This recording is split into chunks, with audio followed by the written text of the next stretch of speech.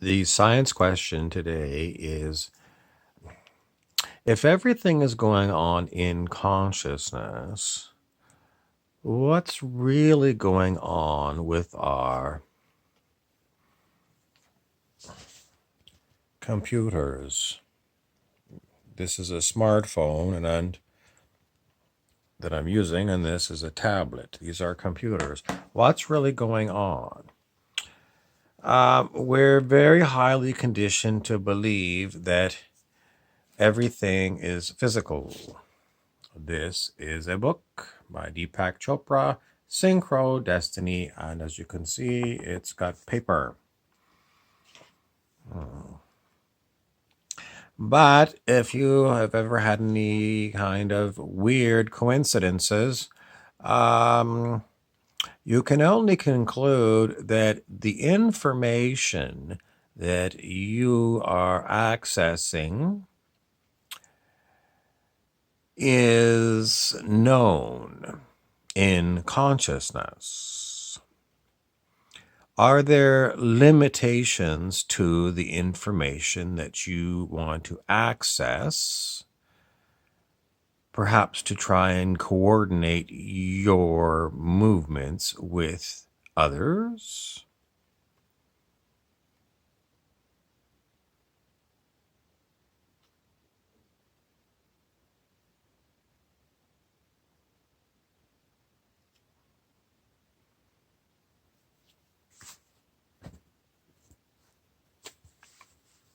This is my You No See Me hat. Well, you can see me through the camera on this machine. Who can't you see? Who is Oz, the Wizard of Oz? In other words, someone who is hiding somewhere in consciousness and is limiting your access to consciousness fields. Why do I even bring this up? Because the metaphysical writer Stuart Wilde, who had many visions, said it was so. Do I think it's so? Yes, I do, because as I said before in some of my videos, if you've ever had the experience where something is on the tip of your tongue, that is a limitation to your ability to get information. Some people will say, well, there's something wrong with your brain. Maybe you're tired, or you drank too much coffee, or you had too many drinks of alcohol or something. No. So why is it that something's on the tip of your tongue and you can't get it? It's because someone else is limiting your access to this information. Who? Well, I don't see anybody else here in this room where I am, but it's quite likely our whole idea about the way things work in consciousness is completely wrong. We've been lied to about so many things, and we still think that the body is a physical thing and the brain is gray matter full of cells, nerve cells that are sending calcium ions back and forth in order to create some kind of a nervous system. Is that what's really going on?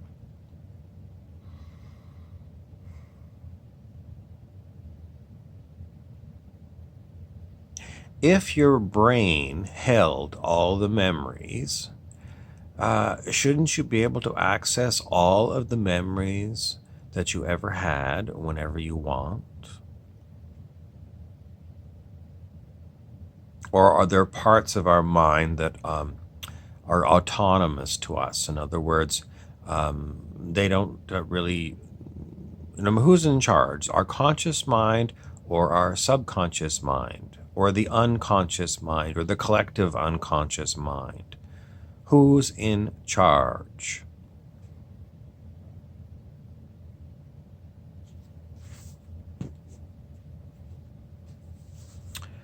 let's consider how many of us want to know things.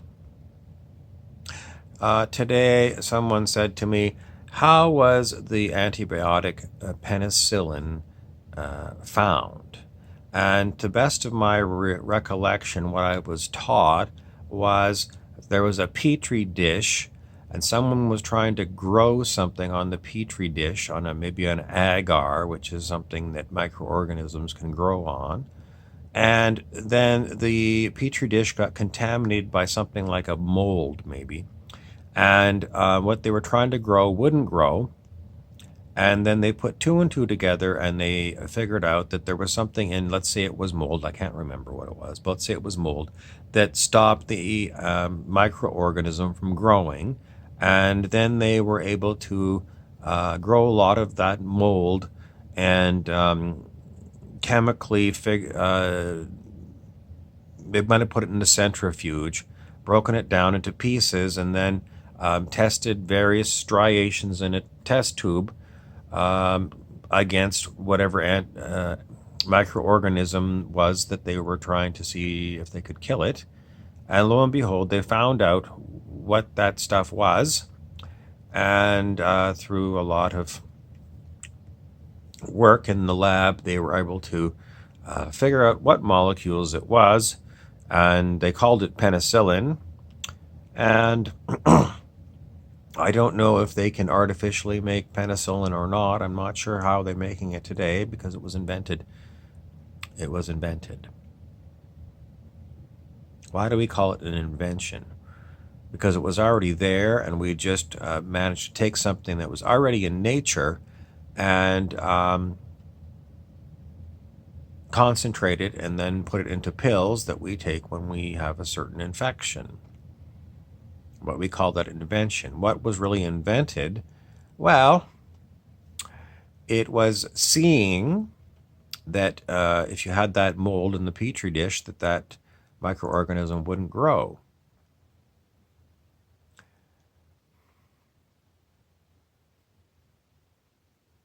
Is there some intelligence that is running things behind the scenes? You have to say it has to be. The example I got from Deepak Chopra's book here was, he said, if you are watching a school of fish, and, well, you mean people watch it mostly on video. In the old days, they used to have TV shows about the oceans where they would film, in tropical oceans, and you'd see the little tiny, the size of a goldfish fish. They all swam in a school, and when they turned, the whole school turned at one time. It wasn't follow the leader of the fish turned, and then all the rest of them subsequently turned. It was just instantaneous, as if there was a group mind deciding which way the fish were going to turn. So it's perhaps a hive mind. How does that work among physical fish? Is it all working by telepathy? Some kind of a field effect, like a electromagnetic field that's put out by their brains somehow?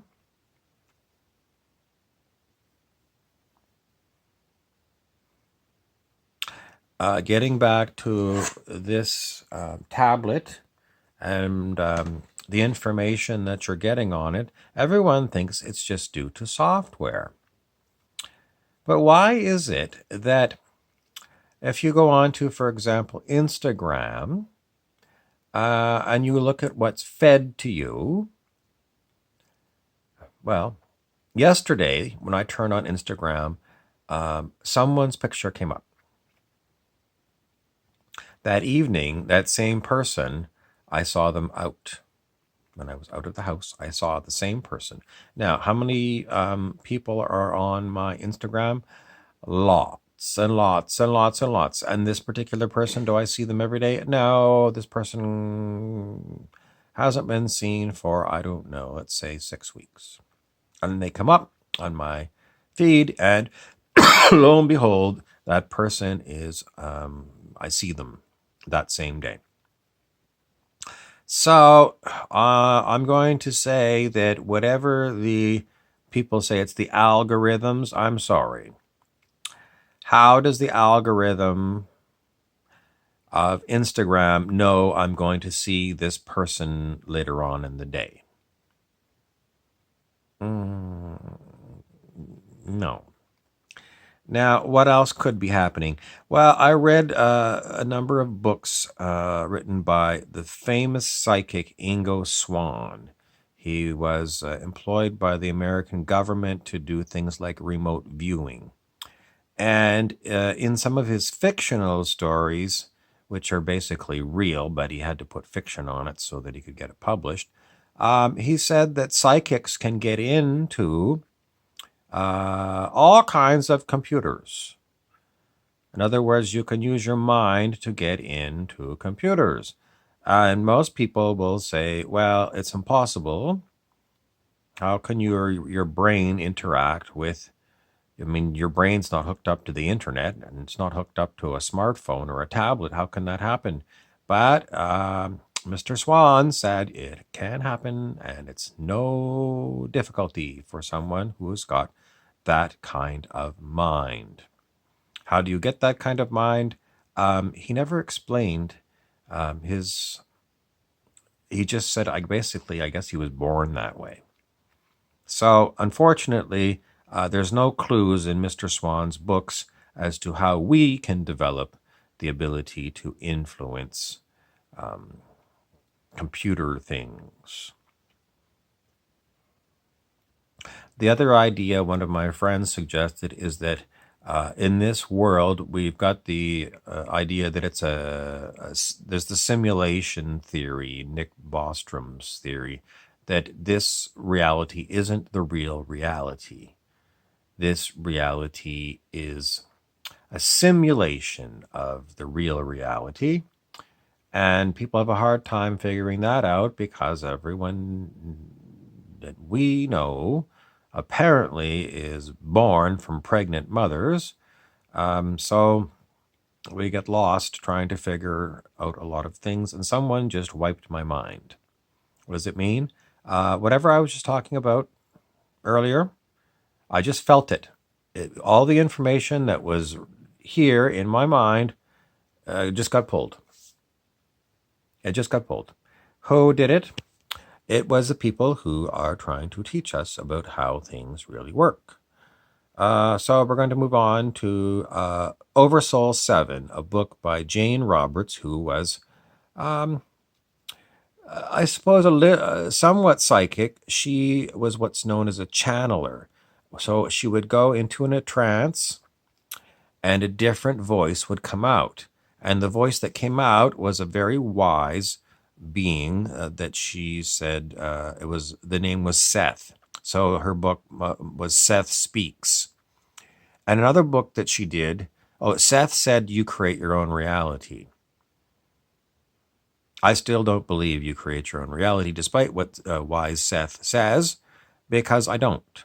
It just happens. So it's a lie. Why are they lying to me? Because maybe at some time you will create your own reality. What's the point of lying to me now? There's no good answer. But Seth says you create your own reality. Abraham Hicks says you create your own reality. And I said, no, I don't. I don't. I just know it.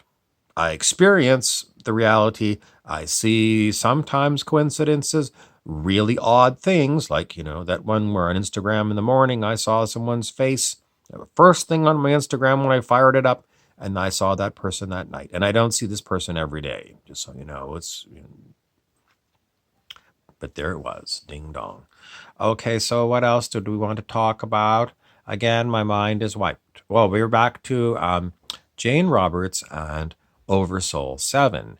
In that book, she said basically on Earth, you're here, and there is a series of other people who are not visible to you and are not in your same physical reality, but they can watch you, and they're known as your oversoul.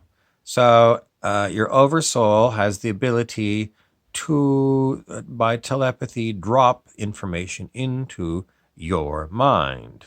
And the oversoul has a supervisor who is in charge of the oversoul. And in Oversoul 7, it turns out that the person who is in charge of helping you by telepathy is also learning their job on the fly. In other words, they're not an experienced person, they're learning and they've got issues. They're like a typical human. Some they don't look after just you; they look after a number of different people in different times. So somebody in caveman time, they're looking after someone perhaps in your future, someone back in the 1700s. So they got a number of people that they're supposed to help. And just like most humans, they play favorites. In other words, they just like some of the people they're looking after better, and they spend more time with them and they help them more. And for whatever reason, in the Oversoul 7 didn't like the cave people, and spent very little time trying to help them. So the supervisor basically called her on the carpet and said, Oversoul 7 got called on the carpet and said, "You're not doing a very good job with these cave people. You're supposed to be helping them." And so, if that's the way things are working, then you've got basically humans in another dimension, possibly. I don't know what other word you could use for it, but they're supposed to be helping you. And if they're assholes, they might actually be abusing you. How did they get to be oversouls? I'd have to go back and read the book, but I can't remember if they explained how someone gets to be an oversoul. It just seems highly unfair that you might have an asshole who's screwing with you. Are they screwing with you? I just told you, my mind's been wiped. They are going to say, well, it's for the purpose of educating you. And I got a beep on my this one. This one beeps, not on a regular time schedule. It beeps because someone is making it beep. There's no one here physically. How do I know? I've had this watch for a long time, and I know it doesn't beep all at 2 o'clock. It beeps when they want me to pay attention to something. Who are they? They're still saying I don't have it right yet. They say a lot of these books that we've been given for possibilities are not necessarily true and not necessarily not true. The truth for me, someone said they're never going to give you. Yeah, probably not. But no, they say the truth for me is the information that I'm getting is specifically so I can hear about it. And then I always laugh because whatever I've heard when I'm talking about, it gets yanked and something else will come, But they say, well, it might be for someone who's viewing this video to help them. And so, and it will be the proper time when you are watching this video to help you. Or maybe, no, that's what they say. It's when you're watching this, that's when it's most appropriate for you to watch this particular video. And the reason why some people seem to have, 14,000 views on one video, and right at this current time, I record a video and I look back 2 or 3 days later, and it's usually less than 10 people. If I hit 10 people, that's significant. But, this Instagram or YouTube, how long is this? I guess it's going to be YouTube because I'm over 15 minutes. This YouTube should be around, available for no one knows how many more years. So if you're watching it in the future, right now it's October of 2019. Maybe you're watching it 5 years from now. Anyways, that's all being set up for you, perhaps. They say perhaps because it might be different for you. And so someone else said earlier today, if you remember old school computers like Microsoft Windows, it's hard to believe we used to rely so much on Windows. I've still got a Windows computer in the house. It gets fired up once every 2.5 months. But back in the day, I used to do tech support for Microsoft products that ran on Microsoft that were built with Microsoft databases. And anyway, the whole point of it is, again, I've forgotten what the point of it is. So we say forgotten, but it really means your mind was wiped. They have to say yes because clearly it's okay. So back in those days with Microsoft, you could have a Microsoft virtual machine. So the virtual machine, in essence, would let you simulate another kind of environment on a Microsoft system. So, say for example, you wanted to run Unix on a Microsoft um, system, you could run a virtual machine. So, are we running on a virtual machine? It's too complicated. Where do we go from here? Syncro-Destiny. I just started this book. It's not a totally new book, but for most people, Deepak Chopra is new. Deepak Chopra is way, way, way ahead of the world. I first heard about Deepak Chopra when I was about, I don't know, 24 years old. And someone was reading his book. I'm pretty sure it was Deepak Chopra. I can't remember 100%. I'm pretty sure it was. And all I could think of,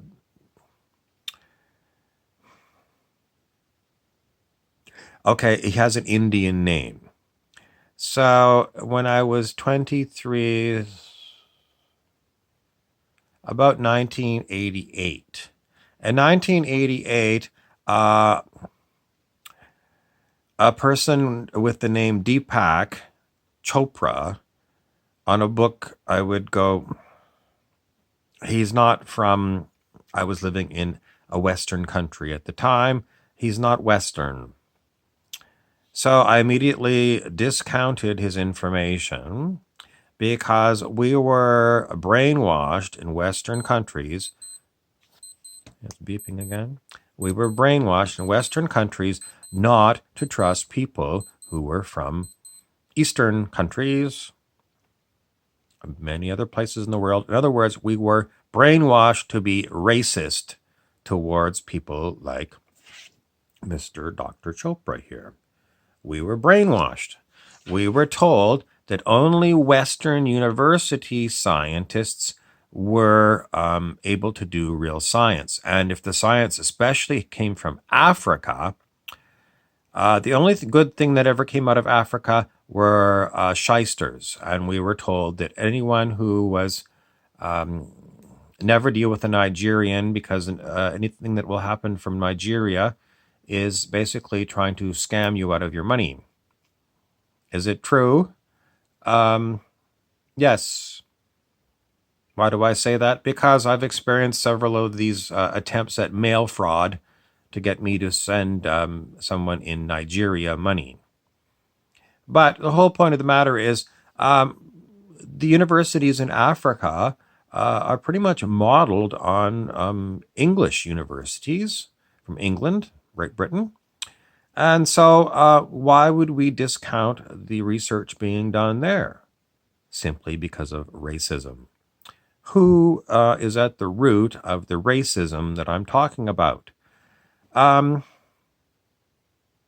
Well, people in generations before me, I suppose, who were of my teacher's generation and who were basically the ones who controlled the flow of information to us. Who are they? Someone wants to say Project Paperclip, which was the bringing over of Nazi scientists to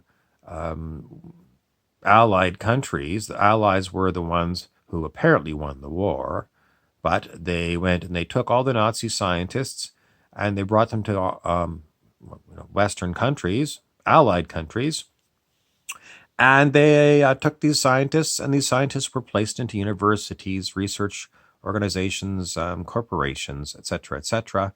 And because these were the best and the brightest from Nazi Germany, they also rose to the top here in Allied countries.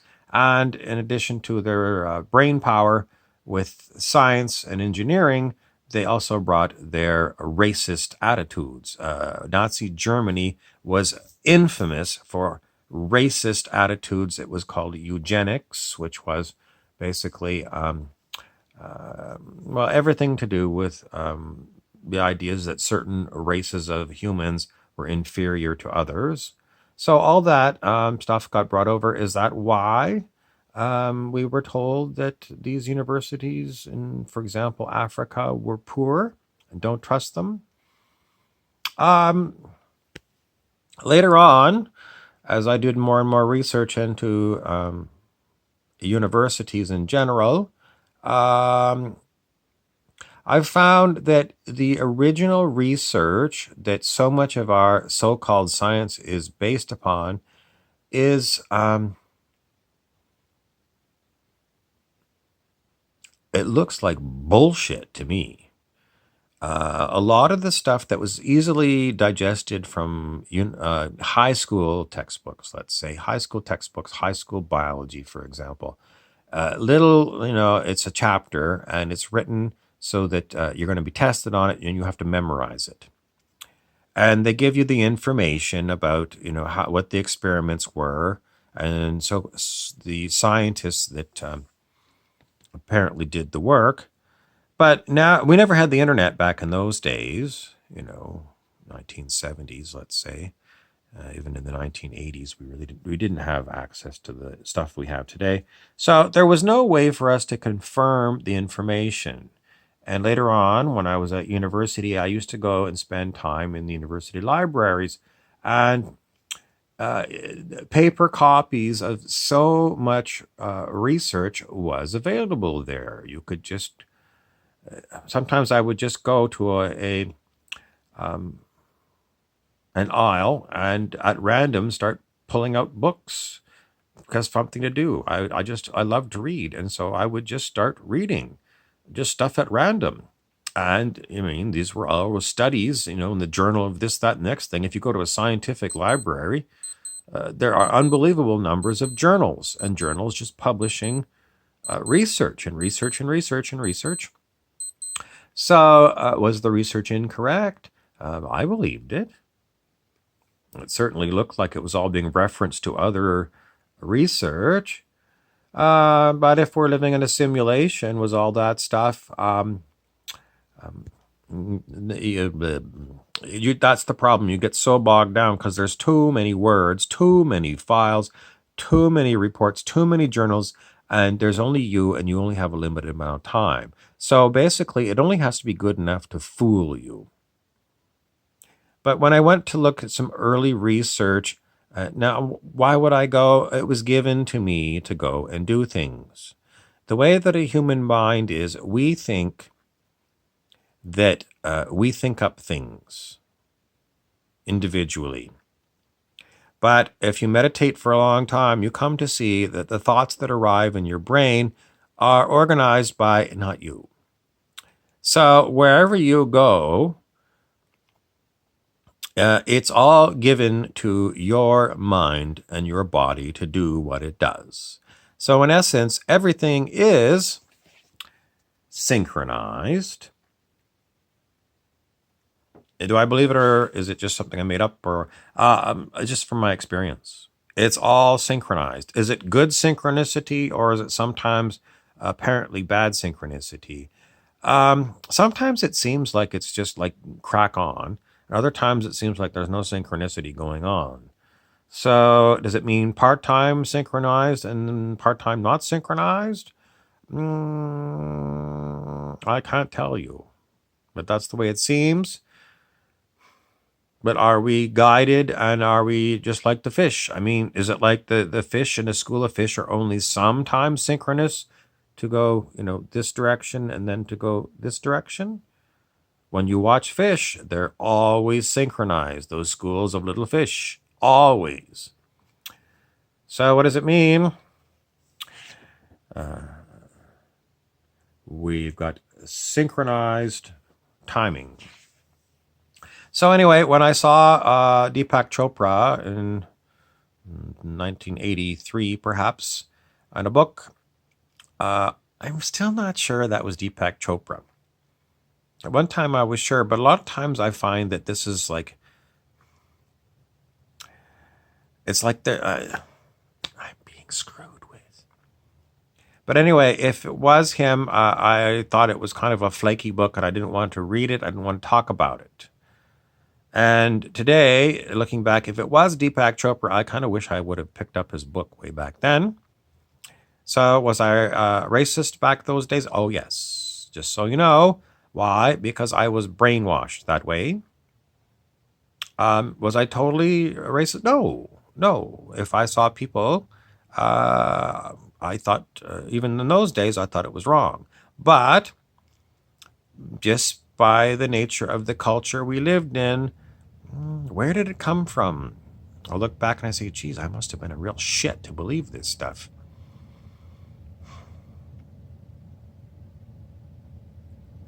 What was being manufactured in Africa that we used in Western countries those days? I couldn't think of anything. Today I think, well, I think we get chocolate, raw chocolate from Africa. But nothing's manufactured in Africa, so we don't have any experience of anything intelligent coming from Africa. In those days, a lot of stuff, the good electronics were made in Japan, maybe, and then a lot of the other electronics were made in Germany and the United States. Now it seems like pretty much everything is made in China. Why is that? Political deals. So is there two teams? This was another idea that there's two teams. There's a team that is trying to work for the betterment of all life, and then there is a anti-life team. And the anti-life team is basically all of your politicians, all of your corporations, everything to do with profiteering, banksterism. Is it true? I think so. Are they still synchronized? Um, I guess so. So perhaps it's now I got this thing beeping again, but it didn't beep sort of on what I was talking about. So I don't know what it means when it's beeping like this. Why do I think this is? Because I get confirmations from this thing beeping.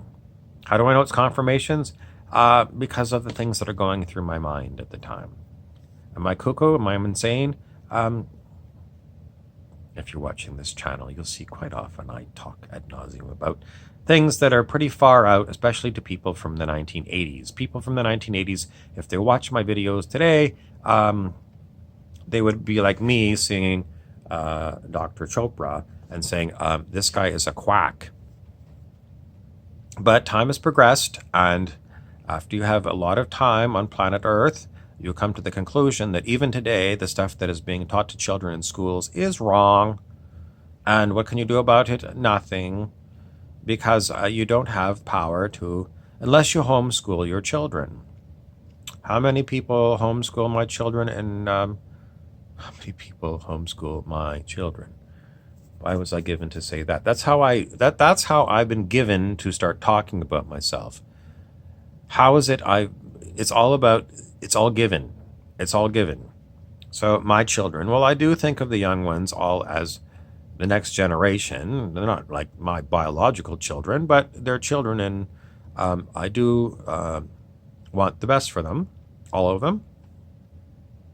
So I don't care what color their skins are, where they came from. I think all children should have really good information, and I'm totally disgusted at what they're taught. Because I just figure they're being taught the same garbages that I was taught. Did I get anything good out of it? Oh, I guess I got to learn to read. Basic arithmetics made sense, and some advanced mathematics were amazing. Chemistry seemed to work if you follow the recipe for chemical things. But the basic problem I always come back to is the idea that this is a physical thing. To my hand, it feels physical, my physical hand, physical body. But why do I keep saying it's all consciousness? Is it the double slit experiments from quantum physics? Well, that's a shorthand for yes, but the thing is, I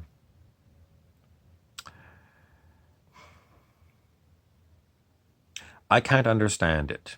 and the quantum physicists can't understand it. But, after reading a number of these different things, what am I given to tell you? I'm given to tell you that it proves that we live in a world where you have to have a conscious observer for things to actually appear. Does that tie back to the idea that we create our own reality? Yes. But who is it that's creating it? Because my little conscious mind is not doing it. So is it the subconscious mind? Could be. The unconscious mind, no one knows. And the collective unconscious mind could be. The collective unconscious was something discovered by Carl Jung, one of the fathers of psychology. Where do we go from here? Well, Dr. Chopra here says, down here in this part in the bottom, it's kind of hard to read, it says, harnessing the infinite power of coincidence to create miracles. What miracles am I trying to create?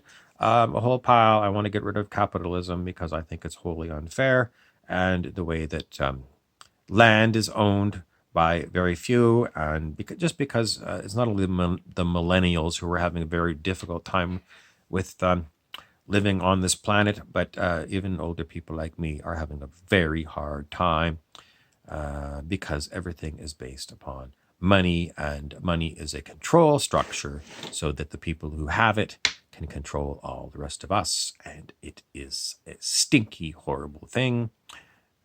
Politicians and the political systems that we use on an internet age, where we have to use a first past the post system, and we have to have elected representatives to decide what should be done. Why don't we just have the smartest people do it? No, we have to go through this stupid process where we get idiots. Today I was complaining because the government keeps using their own credit card to take on debt to build stuff that we don't need. And, what happens? Well, the taxes go up, the debt goes up, and I get very pissed off. That's the end of your report.